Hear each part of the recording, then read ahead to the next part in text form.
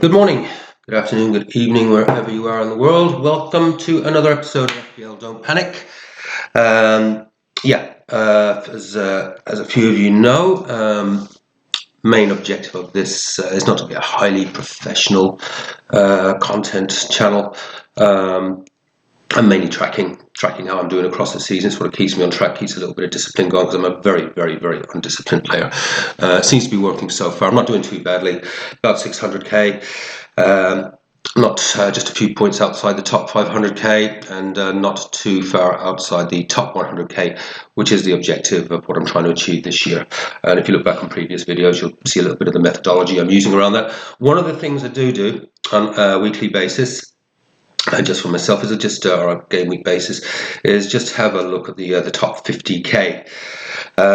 Just to see what patterns are emerging. I have my own methodology and sort of rules I'm trying to stick to, but there is no harm seeing what the top players are doing and seeing how they're strategizing and sort of transfers that they're making. See how far I am off the mark with some of the things I'm doing myself. So, thought I'd share some of those musings with you in this episode and hopefully find it useful. Just on a very, very quick note. I have some subscribers. I have some viewers. My God, who would have thought it a few weeks ago when I was talking mainly to myself? So, for you guys that have subscribed, really, really appreciate it. It's much appreciated. As I say, I am doing this for my own sort of benefits, sort of keep me on track. And it is quite enjoyable, I have to say. But it is nice to know that I'm not talking to myself. And a special shout out to Cameron, who had a great chat with the other day, talking about our teams and what we're doing and sort of what we're thinking of in the coming game week. So, thank you very much, Cameron. Really appreciate it, mate. And if you are tuning in for the first time, hit subscribe, hit like, make a comment. I'd like to hear your thoughts. I'd like to hear how your own teams are doing, obviously, as well. To that end, I might be planning to do a live stream for game week 12 on the Saturday, the 3 o'clock kickoff. There's 4 or 5 good games. Might be a bit of fun, so something to give a go, something different. And we can be joyful together or cry together, depending on how we go. Anyway, without further ado, let's just have a little look at the top 50, and then maybe we'll have a look at a couple of the teams in that sort of top echelons, in that top 5 maybe, just to see if there's any sort of common themes coming. So the tech ain't great. Hopefully most of this will work. Let's get that out of the way. Get me out of the way. No, that didn't get me out of the way. Let's do that again.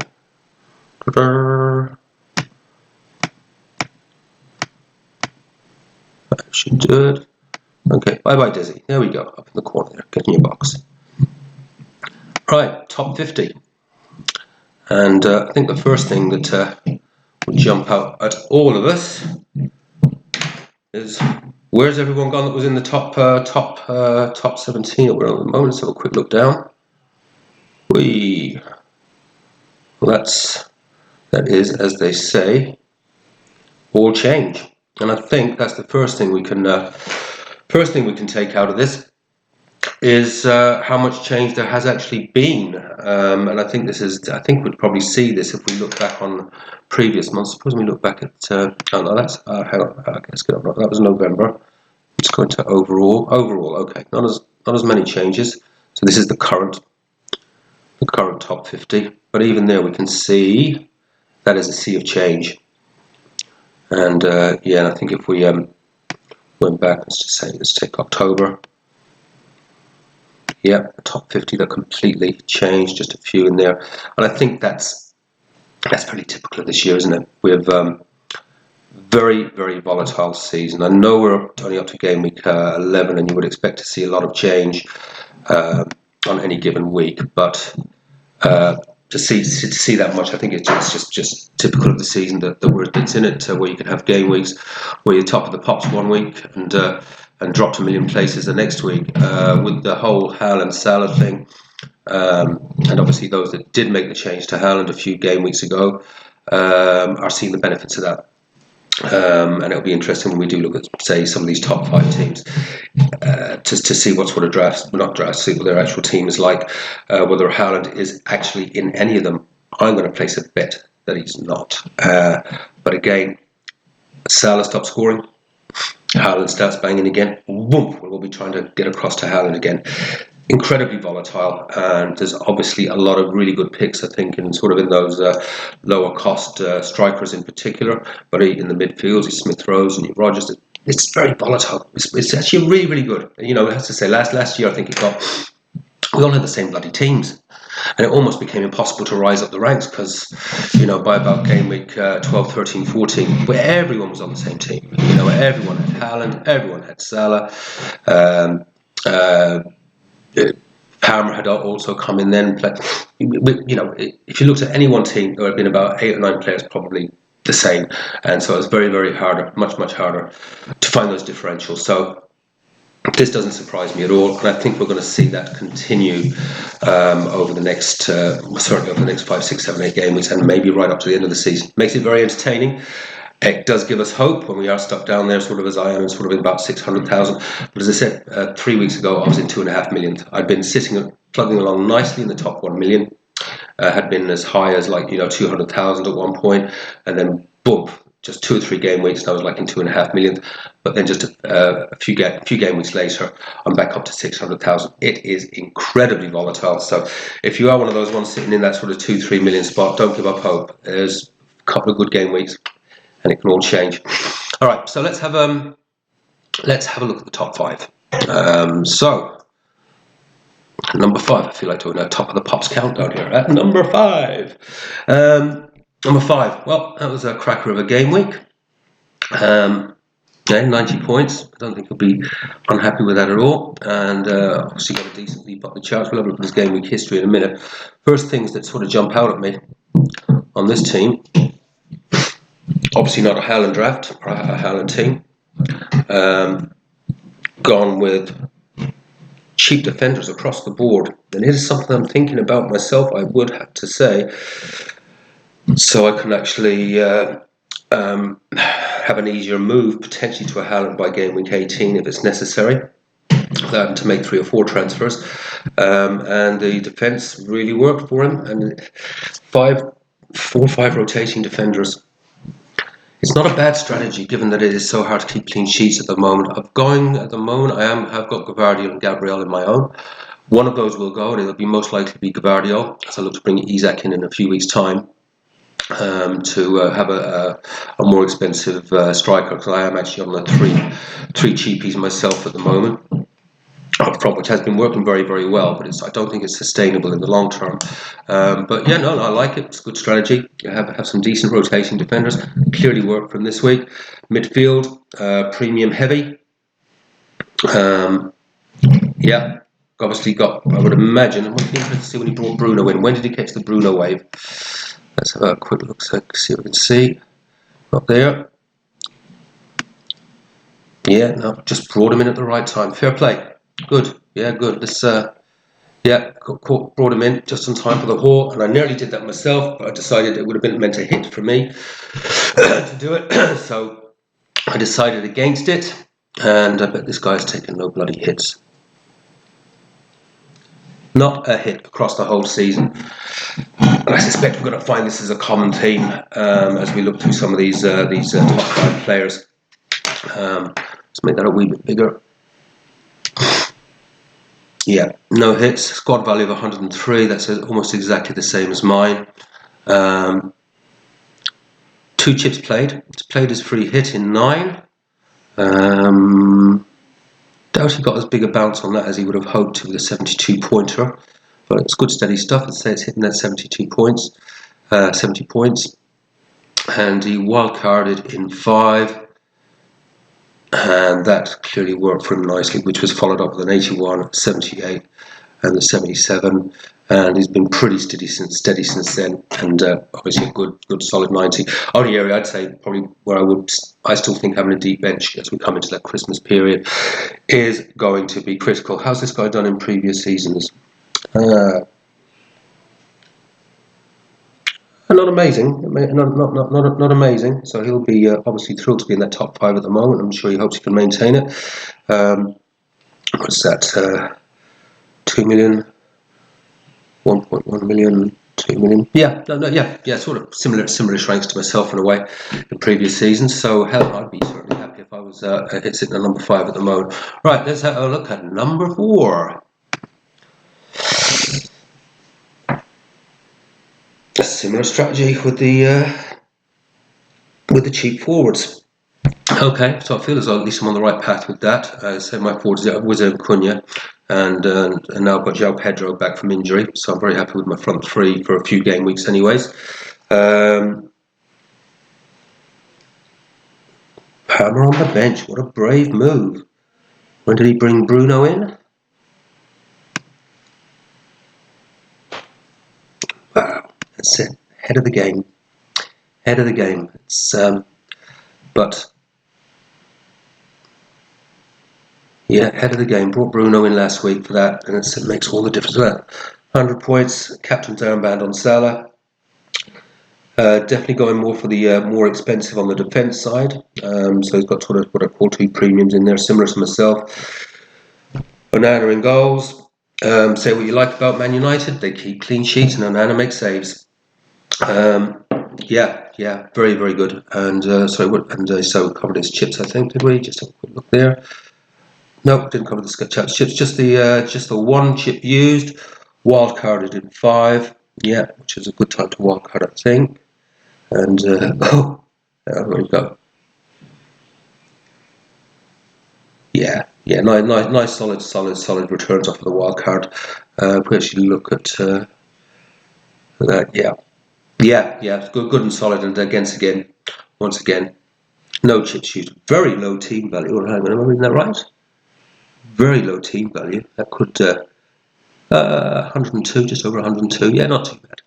Not too bad. I'm at about 103 myself, and that's going to hopefully help me with transfers in the coming weeks. But yeah, looking pretty solid there. And if we look at what's his transfers, pretty much using his transfers on a weekly basis, I think. Yeah, solid though, and like the team. I think we're definitely seeing a common theme here as we move to number 3. Bruno in again. Brought in early. I'm going to assume.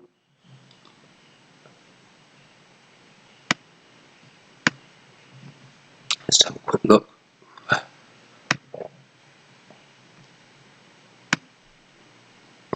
Yeah, brought Bruno in last week. Yeah, definitely a common theme emerging there. But yeah, team itself.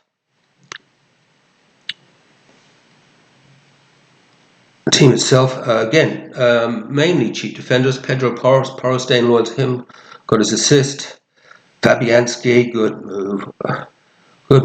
Put in Ray on the bench and bringing in Fabianski. I guess that's what shows you as well. You know, if you're going to get up to those upper echelons, I nearly brought Fabianski in off the bench and dropped Henderson. Should have done it, didn't do it. And it's these guys that take those chances to get them those extra points. Here's the thing: it is such a game of luck, isn't it? It really is such a game of luck. You make your decisions, you stand by your choices. Sometimes it works, sometimes it doesn't. But clearly, these guys have gone with the Bruno punt. And in this case as well, what a great call bringing in Fabianski, playing Everton. I spoke about it in I think my game week 11 review. And as I say, yeah, didn't do it, and finished 75. And you just sort of things like that. It could have been so, up in that 85 pointers. Just looking at the rest of the team, that midfield is really turning into the template, isn't it? Bruno, Salah, Mbeumo, Palmer, and I've got Saka as well, so that is actually my midfield. So I think I'm a little bit ahead of the game just by having Saka in there, but only if Saka starts to score for me. And Arsenal's fixture run, let's keep our fingers crossed. And the cheap forwards rotating, common themes. So I feel as though I'm up on that one, although I will look to change that in about game 16. I think I'd like to get Isak in by. But we'll see how that progresses. Okay, and as we said, and the key thing, and it is just a common theme here with this top 5, isn't it? No hits. Got to get better at that. Got to get my moves in earlier, and maybe just build up a couple of transfers so that I can actually make 2 transfer moves when I see an opportunity arising, as opposed to I see it, I want to do it, I have to take a hit. I think I've taken about 12 points in hits so far, and those can be avoided. It makes a difference. The other thing I found out about hits as well, I didn't actually realise it. If you are on the same points as someone, and the way the game is, you'll have thousands of people on the same points as you. The one with the lowest hits is the one that's placed highest in the ranking. So it's a minor, probably only makes thousands or so points difference. But the more hits you take, if you've got a lot of people on the same points as you, they will be placed above you in the rankings. Okay, number 2. Well, that was a very brave call again. A 4-3-3, a very cheap bench. How long has he been doing that for Bruno and Buemo and Palmer? They've got Slang. Oh, the first Haaland draft. But he's up there. And no Salah. And he's got his 70 points. And even in a week where Haaland didn't do a great deal. So that is interesting. Yeah, 70 points. Nice and solid. Let's have a little look at the game week history. Actually, let's have a little... that looks like as his team in previous weeks. Okay, McNeil is his little cheapie, and I think McNeil was doing quite well a few weeks ago. Got Bruno in there early, of course, which is a big differentiator. He's playing the game different, I'll give him that. What's his bench been looking like? Yeah, relatively cheap without Robinson's there. Okay, no, fair play. This is it. Play your own game. There's no one way to play the game. I'd say this year there must be about 10 different ways to play the game. And I certainly like it when you see someone doing something a bit different. Because if everyone's doing the same thing, there's no chance we have of actually... Well, I don't think any of us are actually going to win it, are we? But you know what I mean. If everyone's doing the same thing, it becomes very, very boring. And no, I just like that just because it's different to everyone else. I'm playing with that 4-3, going out with a 4-3-3. Let's have a quick look at the game week history. Once again, no hits. And he has maintained a steady course. He's been in that top 100k. Sorry, top 1 million. Had a very, very good start. Just the 321.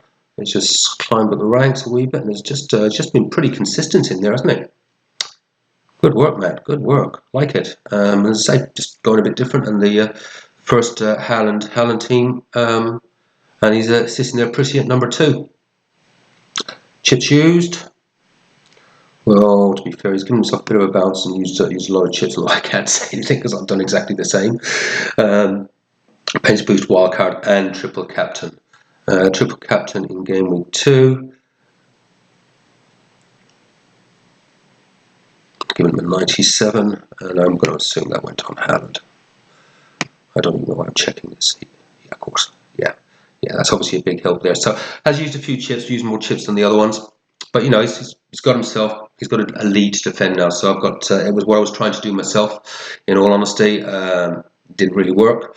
So I do have the challenge of negotiating the rest of the season with just a couple of chips. But as there's only 2 double game weeks, I'm not actually overly worried about it because there's only the 2 double game weeks, and I think hopefully my team's good enough to ride me through the rest of the way and keep rising up the ranks.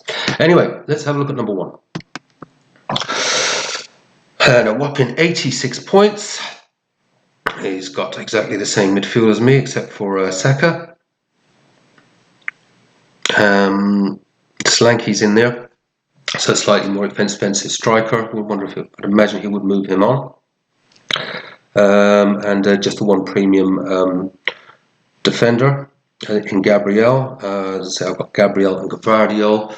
But yeah, Nori Aina. I do, even though I know Forest fixtures have turned, I may move Gvardiol out in a week or so. I want to free up some money, and as I'm doing a 5 defence rotation, I don't mind having Forest in there. They are one of the better defences, and there are 1 or 2 decent fixtures over the next 4 or 5, and then the fixtures turn again. Yeah, another early Bruno adopter, and let's see, did he happen the previous week? No. So again, Bruno brought in ahead of the curve and catches the big haul. I think there's a lesson there for all of us. But yeah, no, looks good. Good defence. A solid midfield, but as I say, looking at those top teams, looks like we're all going to be on the same midfield soon, and he's got obviously Wood and Cunha, who have been firing. Solanke not so much, apart from a couple of weeks ago with his little haul.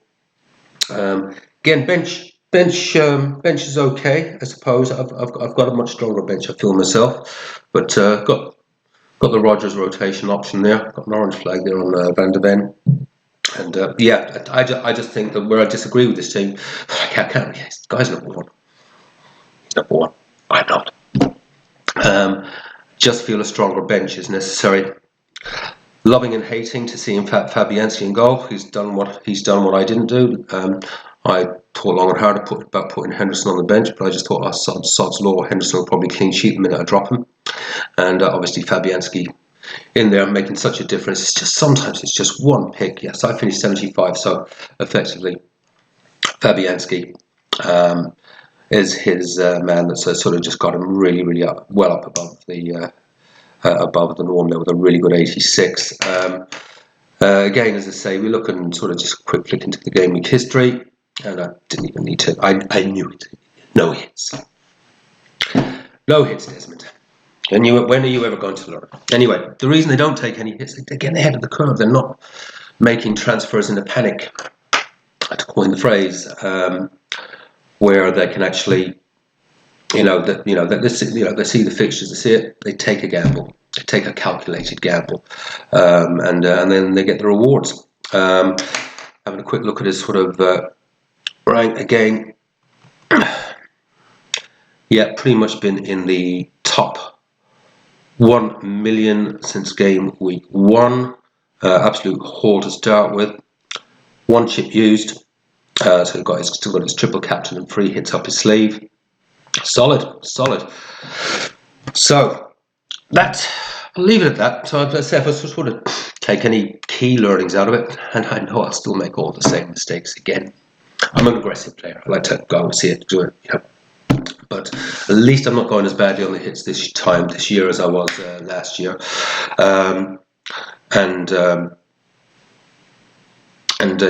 So that by this time last year, by about game week 11, 12, I was already taking about 30 or 40 points. This time it's just about 12, I think. So a lot better. But I think the lesson from this is, if you're going to be really serious, you've really got to just don't take hits. If we sort of look at his lowest rank was 300 and 3,000, 303, 686, and he put that, just played his bench boost in game week 1. Oh, sorry, it's just, I want to say, yes, still got his wild card up his sleeve. Woohoo! Yeah, serious player. How'd he go last year? Looks like he's only, according to this, only played 1 season before, and yeah, top 1 million finish. This is no, hang on, what's that? 8th millionth? He's obviously taking it serious this year. Looks like he was doing what I was doing last year, just messing around. But hey, for now, he's number 1 in the world, and I just realised I keep saying he. PC police will be after me. Hopefully not. Don't mean anything by it. Sort of football. It's a man's game. Anyway, folks, listen. That was it. Hope there may have been something useful. It's just my own sort of musings and ramblings as I look through that. Key learnings. Stop taking hits, Desmond. Stop taking hits. And on that note, I'll leave you lot to it. Please, hit subscribe, hit like, make a comment. Let me know how you're going. I'll put up a live event invite stream sometime the next day or so for game week 12, the Saturday 3 o'clock kickoffs. In the meantime, enjoy the rest of the international break. Thank God it's nearly over. Have fun. Play your own game. And above all else, don't panic.